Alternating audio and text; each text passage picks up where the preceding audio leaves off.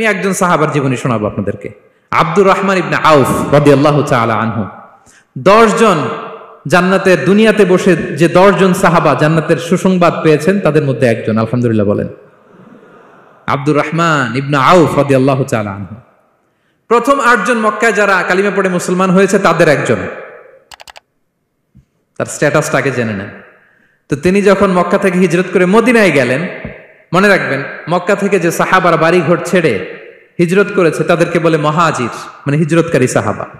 আর মদিনাতে যে সমস্ত সাহাবারা তাদেরকে রিসিভ করেছেন তাদেরকে বলে আল আনসার, মানে সাহায্যকারী সাহাবা। তো যারাই হিজরত করে মক্কা থেকে মদিনায় যেত, বিষ্ণু ইসা ইসলাম মদিনার কোন সাহাবীর সাথে তার ভাই পাতিয়ে দিতেন, আল মুআখাত, ব্রাদারহুড করে দিতেন, দায়িত্ব দিতেন যে তুমি এই সাহাবীকে দেখবে।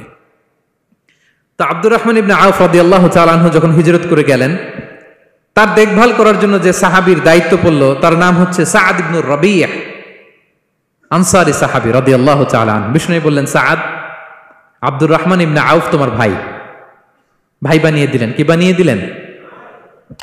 তুমি তাকে টেক কেয়ার করবে, সে হবে তোমার মেহমান। সুবহানাল্লাহ। সাআদ ইবনে রাবিয়া রাদিয়াল্লাহু তাআলা আনহু তিনি আব্দুর রহমান ইবনে আউফকে ডেকে নিয়ে গেলেন, ঘরে নিয়ে গেলেন মেহমানকে, এবং বললেন, ইয়া সাআদ ইন্নী আকসারুল আনসারি মালান। হে সাআদ, তুমি চিন্তা করো না, তুমি মনে করো না যে তোমার ভরণ পোষণ দিতে আমার কষ্ট হবে। আমি মদিনার সবচাইতে বড় বিজনেস ম্যাগনেট, সবচাইতে বড় বিজনেস ম্যাগনেট আমি। No tension, don't worry about it. Tension নিও না, আসো, তোমার জন্য আমার কি প্রপোজাল শোনো। ফাআকসিমু লাকা নিসফা মালি, আমার যত সম্পদ আছে আমি অর্ধেক তোমারে দিয়ে দিব। সুবহানাল্লাহ। এত আসতে আপনার বাড়িতে কেউ মেহমান হলে করতে পারবেন এরকম? আল্লাহ, কেমন প্রেরণার বাতিঘর তারা। ফাআকসিমু নিসফা মালি, হে আব্দুর রহমান ইবনে আউফ, আমার অর্ধেক সম্পদ তোমারে দিয়ে দিব। এখানেই শেষ না, এরপর বলতে লাগলেন, আমার অনেকগুলো স্ত্রী আছে, তুমি কোথায় যে মেয়ে খুঁজবা, প্রস্তাব দিবা, এত ঝামেলার দরকার নাই। আমার কোন স্ত্রীকে তোমার ভালো লাগে বলো, তার যদি তোমাকে ভালো লাগে তাহলে প্রয়োজনে তাকে আমি ডিভোর্স দিয়ে দিব, তাকে নিয়ে তুমি সুখের সংসার করবা। আল্লাহু আকবার, আল্লাহু আকবার। অর্ধেক সম্পদ দিয়ে দিব, আমার একাধিক স্ত্রী আছে, কাউকে যদি তোমার পছন্দ হয় এবং সেও যদি তোমাকে পছন্দ করে, প্রয়োজনে তাকে ডিভোর্স দিব।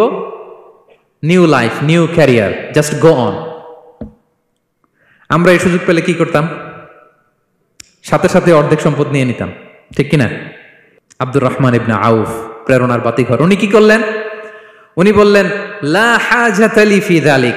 আমার ভাই, তুমি যে বলছো এ সাআদ ইবনে রবি, তুমি যে এত চমৎকার প্রপোজাল দিয়েছো, এতেই আমি খুশি, তোমার কোনো কিছুর আমার দরকার নাই। বারাকাল্লাহু লাকা ফি আহলিকা ওয়া মালিক, আল্লাহ তোমার সম্পদে বরকত দেখ, আল্লাহ তোমার পরিবারেও বরকত দেখ। তবে একটা কষ্ট করতে হবে, সেটা কি?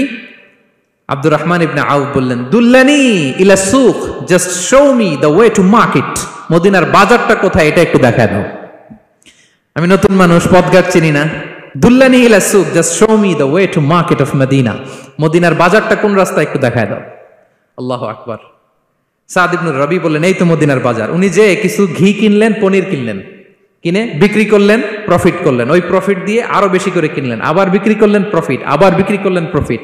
এই কেনা বেচা করতে করতে 1-2 মাসের মধ্যে উনি মদিনার one of the biggest business magnate হয়ে গেলেন। আল্লাহু আকবার। কি হাড় ভাঙ্গা পরিশ্রমই না তারা করেছেন। একেবারে রেডি ক্যারিয়ার ছিল, গেলাম সবচেয়ে বড় বিজনেসম্যানের অর্ধেক সম্পত্তি পেয়ে গেলাম। He didn't accept the ready career, rather he made his own path with his own Endeavour. নিজের চেষ্টায়, নিজের পরিশ্রমে, নিজের ঘাম ঝরিয়ে নিজের ক্যারিয়ার তৈরি করেছেন। চিল্লায় বলেন ঠিক কিনা? This is the biography of Abdul Rahman ibn Auf radiyallahu ta'ala anhu.